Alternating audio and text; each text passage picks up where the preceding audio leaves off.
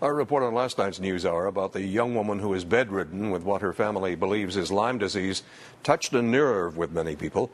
Many of them emailed us with similar stories, and one of them was especially troubling. As we reported last night, Lyme disease continues to baffle the medical establishment in BC. And in the case of a 14-year-old girl in Kamloops, it is splitting her family in half as it struggles to get her proper treatment.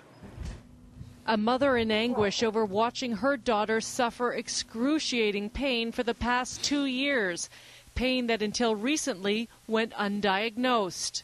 She was just at home screaming in pain. We started videotaping her, proving how that pain is.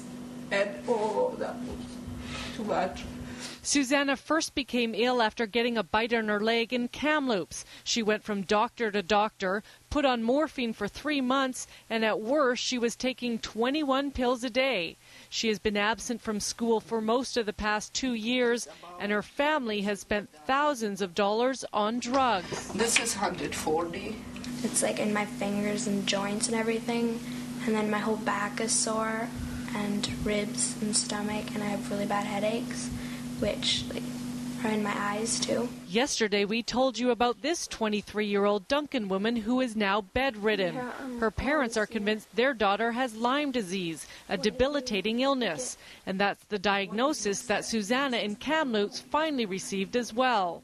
The BC Centre for Disease Control says it tests ticks year-round and only 1 to 2 a year test positive.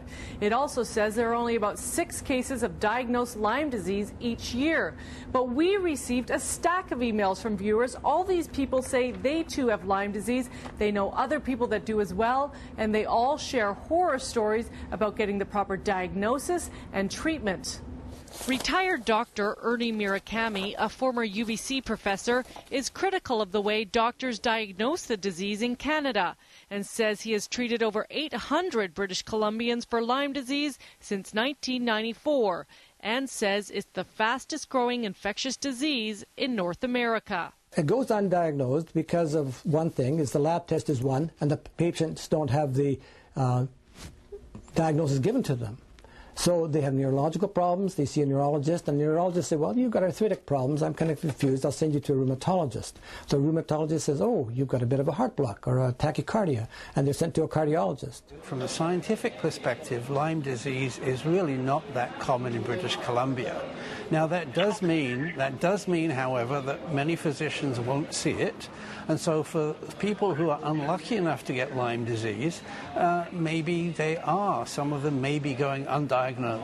But I cannot accept as fact that there are hundreds of people who are not being diagnosed with Lyme disease in BC, because that just does not fit with the science. Back in Slovakia, where we came from, we already contact a bunch of doctors there, and it's pretty much any hospital you go there are those infection doctors, and they work with Lyme disease. In Europe, for some reason, everybody knows about this. So Slovakia is where Susanna and her mother are moving, leaving the rest of the family behind to seek help.